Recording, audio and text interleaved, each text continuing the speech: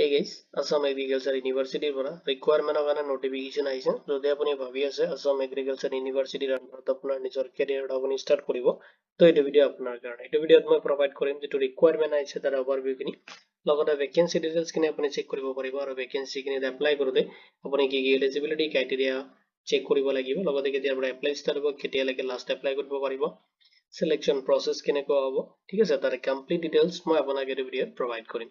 যদি এইটো requirement related কোনো ধৰণৰ কুৱেশ্যন থাকে আপুনি এইটো ভিডিঅ'ৰ কমেণ্ট সেকশ্যনত কমেণ্ট কৰি দিব।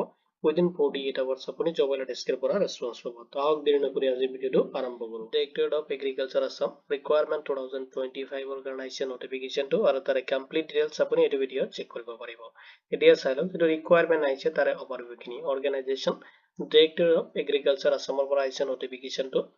টোটেল ভেকেঞ্চি দি আছে, আপুনি এপ্লাই কৰিব পাৰিব 489 পোষ্টৰ কাৰণে আহিছে নোটিফিকেশ্যন। যেটো জব টাইপ হয় এইটো কন্ট্ৰাকচুৱেল বেচিক হ'ব আপোনাৰ জবটো, আৰু এপ্লিকেশ্যন যেটো মোড হয় আপুনি অনলাইনত কৰিব লাগিব। কেনেকৈ আপুনি অনলাইনত এপ্লিকেশ্যন কৰিব তাৰে বেচিক ডিটেইলছ মই আপোনাক এই ভিডিঅ'তে প্ৰভাইড কৰি দিম। জব লোকেশ্যনটো আপোনাৰ আসামত হ'ব। এতিয়া চাই লওক পোষ্ট ৱাইজ আপোনাৰ ভেকেঞ্চি ডিটেইলছখিনি দিয়া আছে, আপোনাৰ পোষ্ট নেম লগতে আপোনাৰ কিমানখিনি পোষ্টৰ কাৰণে নোটিফিকেশ্যন আহিছে এইখিনি আপুনি চেক কৰিব পাৰিব। ডেপুটি প্ৰজেক্ট ডিৰেক্টৰৰ কাৰণে আছে, য'ত আপুনি এপ্লাই কৰিব পাৰিব 22 পোষ্টৰ কাৰণে। একাউণ্টেণ্ট কাম ক্লাৰ্কৰ কাৰণে আহিছে নোটিফিকেশ্যন, য'ত আপুনি এপ্লাই কৰিব পাৰিব 18 পোষ্টৰ কাৰণে।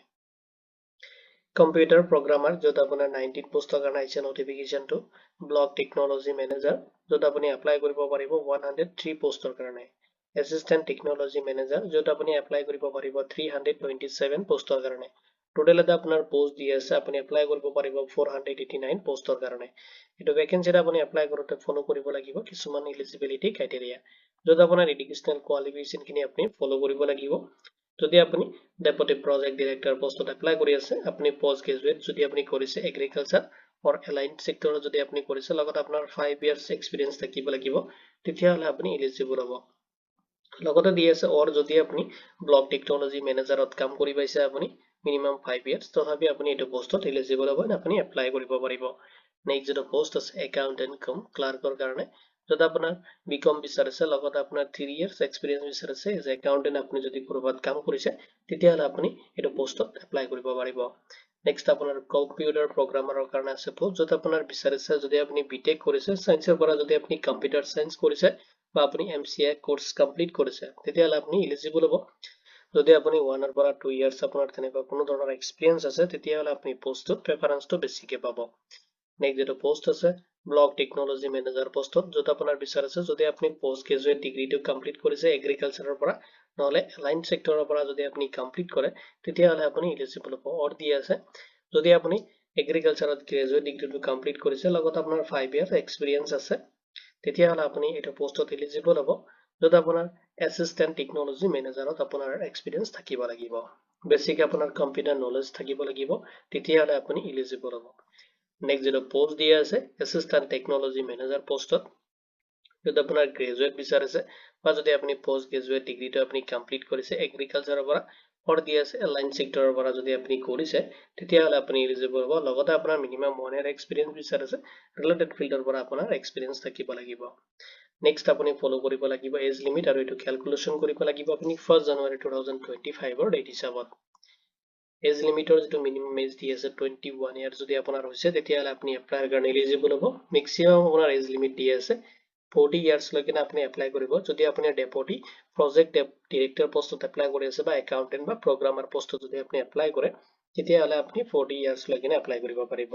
45 ইয়াৰ্ছলৈকে আপুনি এপ্লাই কৰিব পাৰিব যদি আপুনি ব্লক টেকনলজি মেনেজাৰ পোষ্টত বা আপুনি এছিষ্টেণ্ট টেকনলজি মেনেজাৰ পোষ্টত এপ্লাই কৰি আছে, তেতিয়াহ'লে আপুনি এপ্লাই কৰিব পাৰিব।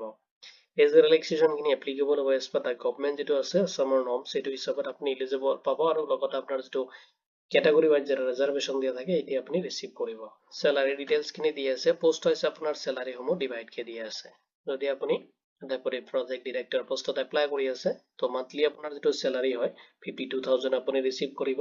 যদি আপুনি একাউণ্টেণ্ট কম ক্লাৰ্কত এপ্লাই কৰে, তেতিয়াহ'লে আপুনি 30,000 পাৰ মান্থ ৰিচিভ কৰিব। কম্পিউটাৰ প্ৰগ্ৰামাৰ পোষ্টত যদি আপুনি এপ্লাই কৰে 25,000 আপুনি ৰিচিভ কৰিব per month. Block technology manager পোষ্টত এপ্লাই কৰিলে আপুনি 30,000 পাৰ মান্থ আপুনি ৰিচিভ কৰিব। এছিষ্টেণ্ট টেকনলজি মেনেজাৰ পোষ্টত আপুনি এপ্লাই কৰিলে 25,000 আপুনি পাৰ মান্থ ৰিচিভ কৰিব এজ এ চেলাৰী। নেক্সট চাই লওক আপুনি এপ্লাই কৰোঁতে এপ্লিকেশন ফি পেমেন্ট কৰিব লাগিব আৰু পেমেন্টখিনি ক্যাটেগৰি ওয়াইজ ডিভাইড কৰি দিয়া আছে যদি আপুনি জেনাৰেল ক্যাটেগৰিৰ হয় তেতিয়াহলে আপুনি 200 এটা পেমেন্ট কৰিব লাগিব যদি আপুনি ৰিজাৰ্ভছ ক্যাটেগৰি ক্যান্ডিডেট হয় তেতিয়াহলে আপুনি 100 এটা পেমেন্ট কৰিব লাগিব আৰু যদি আপুনি বিপিএল বা পিডব্লিউপিডি ক্যান্ডিডেট হয় তেতিয়াহলে আপুনি কোনো ধৰণৰ এপ্লিকেশন ফি পেমেন্ট কৰিব নালাগে তে চাই লওক এই ভ্যাকেন্সিত আপোনাৰ যেটো সিলেকশন প্ৰসেস দি আছে প্ৰথমতে আপোনাৰ এপ্লিকেশনখিনি স্ক্ৰিনিং কৰা হ'ব তাৰ পিছত আপোনাৰ ৰিটেন যেটো টেষ্ট ৰিসিভ ৰিকোয়াৰ হলে আপোনাৰ ৰিটেন টেষ্ট এক্সাম কৰিব লাগিব নহলে আপোনাৰ তাৰ ওপৰত বেছ কৰি কিনে সিলেকশন কৰি কিনে আপোনাক ডকুমেন্টস ভেৰিফিকেশনৰ কাৰণে মাতা হ'ব নেক্সট আপোনাৰ final selection and merit list আপোনাৰ শো কৰি দিব যেটা আপুনি অফিশিয়াল ওয়েবসাইটতো পাই যাব আমাৰ জব এলাৰ্ট ডেস্কেৰ যেটো কমেন্ট আছে তাতেও আপডেট কিনে আপুনি পাই যাব এৰিয়া চাই লওক ইম্পৰ্টেন্ট ডেটস কিনি অনলাইন এপ্লিকেশন 11 ডিসেম্বৰ 2025 ৰ পৰা ষ্টাৰ্ট হৈছে আৰু লাষ্ট আপুনি এপ্লাই কৰিব পাৰিব 31 ডিসেম্বৰ 2025 ৰ 5 pm লৈ কিনে তে চাই লওক কেনেকৈ আপুনি এপ্লাই কৰিব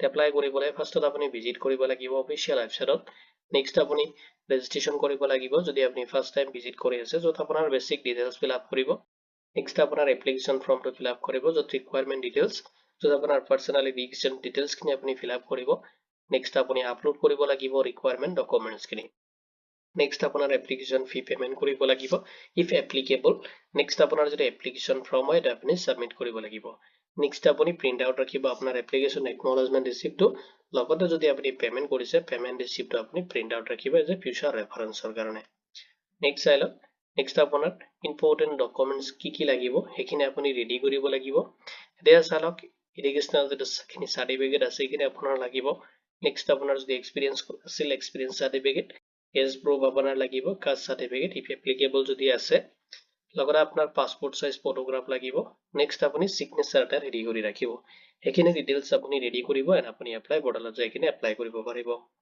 ইম্পৰ্টেন্স লিংকখিনি মই আপোনাক এই ভিডিওৰ ডেসক্ৰিপচনত প্ৰভাইড কৰি দিম লগতে আপুনি যদি ইম্পৰ্টেন্স লিংকখিনি চেক কৰিব বিচাৰে আপুনি জব এলাৰ্ট ডেস্কেৰ যেটো পৰ্টাল আছে এটো লিংক মই ভিডিওৰ ডেসক্ৰিপচনত প্ৰভাইড কৰি দিম তাৰ পৰা আপুনি ডাইৰেক্টলি চেক কৰিব পাৰিব এটো ৰিকোয়াৰমেন্ট ৰিলেটেড যদি কোনো ধৰণৰ কোৱেশ্চন থাকে আপুনি এটো ভিডিওৰ কমেন্ট সেকশনত কমেন্ট কৰি দিব উইদিন 48 আৱাৰ্ছ আপুনি জব এলাৰ্ট ডেস্কেৰ পৰা ৰেসপন্স পাব ভিডিওটো চোৱাৰ বাবে ধন্যবাদ দি কিনে আজিৰ ভিডিও মই ইমানতে সামৰিছো